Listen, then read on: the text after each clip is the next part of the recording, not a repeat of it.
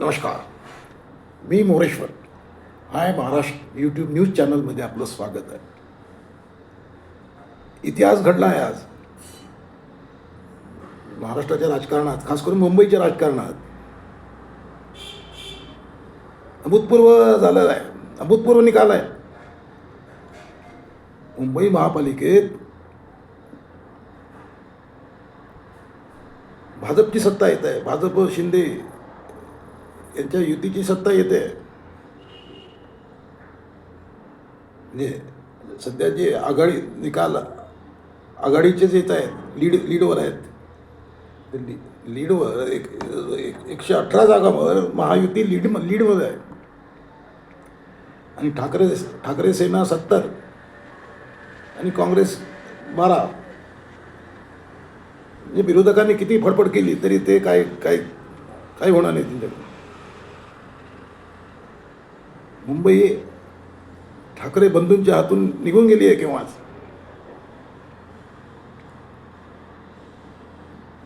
गेल्या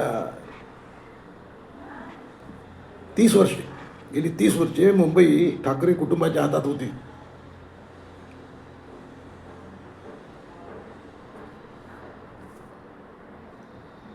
भाजपने ती हिसकून घेतली आहे आणि सांगून हिसकून घेतली आहे की यावेळेला हिसकूच. गेल्या निवडणुकीत भाजपपेक्षा 2 जागा जास्त ठाकरेंना होत्या. देवेंद्र फडणवीसांनी उदार मनाने ठाकरेंच्या सेनेकडे सत्ता राहू दिली. पण आता सांगून हिसकली, सांगून घेतली.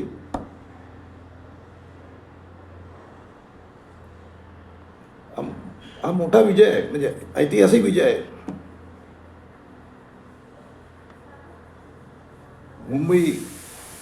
मुंबई जिंकली म्हणजे काय, महाराष्ट्र जिंकला. म्हणजे 29 महापालिकांसाठी निवडणूक झाली. त्यातल्या 27 महापालिकांमध्ये भाजप महायुती लीडवर आहे. म्हणजे निकाल म्हणतात तो असा, जनतेने बहुमताचा कौल दिला आहे तो असा कौल दिला आहे. 29 महापालिकांपैकी 27 महापालिकांमध्ये लोक महायुतीला म्हणजे भाजपला कौल देत आहेत. याचं सारं श्रेय हे देवेंद्र फडणवीस यांना जाते. देवेंद्र फडणवीस यांनी विधानसभा जिंकून दिली, नगर परिषद निवडून जिंकून दिल्या. आता ही महापालिका जिंकून दिल्या, मुंबई जिंकून दिली. निवडणुका जिंकून देणारा मुख्यमंत्री म्हणून देवाभाऊची प्रतिमा तयार झाली आहे. त्यांचं महाराष्ट्रात तर आता वजन वाढलंच आहे. भाजपमध्ये सर्वोच्च नेता म्हणून देवेंद्र आहे. तर दिल्लीतही त्यांचं वजन वाढलं आहे. 2029ची निवडणूक देवेंद्र यांच्याच नेतृत्वात लढली जाईल. नंतर त्यांना दिल्लीला नेलं जाऊ शकते केंद्रीय मंत्रिमंडळात तिकडच्या. पण 2031 पर्यंत देवेंद्र इकडेच राहतील, महाराष्ट्राचं नेतृत्व करतील. म्हणजे भाजपला कुठे नेऊन ठेवलं आहे देवेंद्रने. रणनीती आणि सर्वसमावेशक नेतृत्व हे देवेंद्र फडणवीस यांचे गुण आहेत.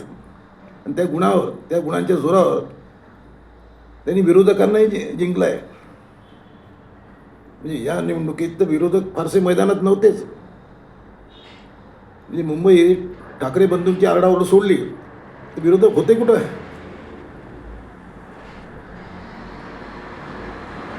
म्हणजे मुंबईच्या निवडणुकीत राज ठाकरेंनी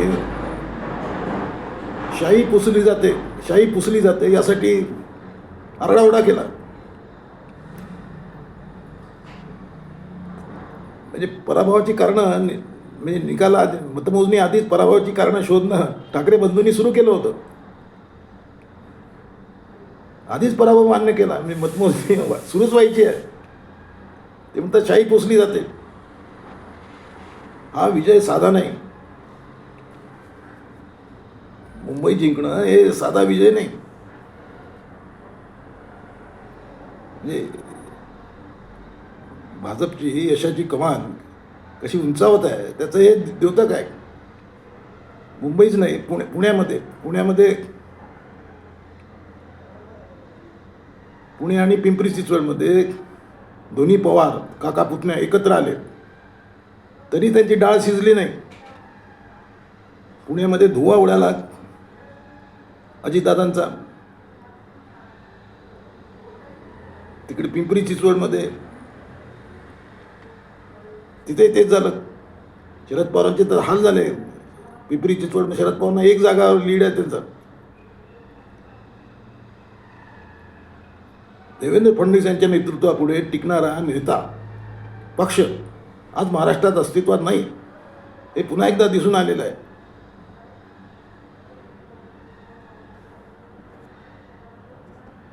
पुण्याची सूत्र वर्चस्वाचा वाद या दोन्ही काका पुतण्यामध्येच होता. त्यातून अजितदादांनी आपली शक्ती दाखवण्याचा प्रयत्न केला, परंतु देवेंद्र फडणवीस यांच्या पुढे कोणाची शक्ती आता चालू शकत नाही. हे पुन्हा तिकडे दिसून आलेलं आहे.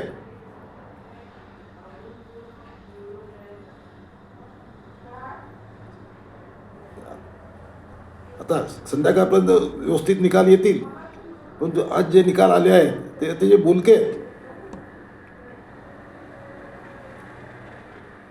महाराष्ट्राने देवेंद्र फडणवीस यांचं नेतृत्व मान्य केलं आहे, सर्व मान्य केलं आहे. आतापर्यंतच्या 2-3 निवडणुकांमध्ये दिलेल्या कौलानंतर आता पुन्हा एकदा शिक्कामोर्तब दिला आहे. नागपूर हा देवेंद्र फडणवीस यांचा बालेकिल्ला, होमटाऊन. तिथे चौथ्यांदा नागपूर महापालिकेत चौथ्यांदा भाजपची सत्ता येत आहे. चौकार आहे, विजयाचा चौकार. म्हणजे देवाभाऊ असं नेतृत्व आहे की त्याच्यापुढं काय कुठलंही वादळ असं टिकत नाही.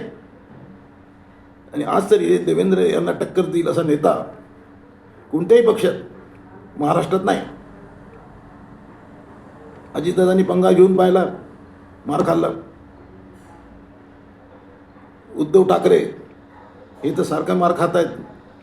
ते लोकसभेमध्ये त्यांनी फेक नॅरेटिव्ह चालवला की संविधान बदलवतात आहे, त्याचा त्यांना फायदा झाला. पण भाजपने ते लक्षात आणून दिलं हे कसे बदमाशी करतायत. विधानसभेत लोकांनी भाजपला उचलून धरलं आणि मग सोडलेलं नाही. उद्धव ठाकरे यांच्या जाळ्यात राज ठाकरे अडकले की राज ठाकरे यांच्या जाळ्यात उद्धव अडकले. हा अभ्यासाचा मुद्दा आहे. परंतु हे म्हणजे राज तिकडे काय गेले, म्हणजे उद्धवची हाईट, उद्धवची लिडरशिप सध्या कुठं आहे याचा अंदाज उद्धव ठाकरेंना आला नसेल का? की केवळ आणि केवळ देवेंद्र फडणवीस यांना हरवायचं या काय जिद्दीने, या खुन्नसने उद्धव ठाकरेंनी राज ठाकरेंना जवळ केलं. त्यांना सांगितलं मराठीचा मुद्दा सांगितला, मराठी अस्मितेचा मुद्दा सांगितला. मग नंतर ठाकरे ब्रँड सांगितला. पण आता कुठलाही ब्रँड देवेंद्र फडणवीस यांच्या पुढे चालू शकत नाही. फडणवीसांपुढे ठाकरे ब्रँड उभा करू पाहणाऱ्या उद्धव ठाकरे यांचा आता बँड वाजला आहे. या निकालाचा एवढाच अर्थ आहे. तुम्हाला काय वाटते? कॉमेंट करा. नमस्कार.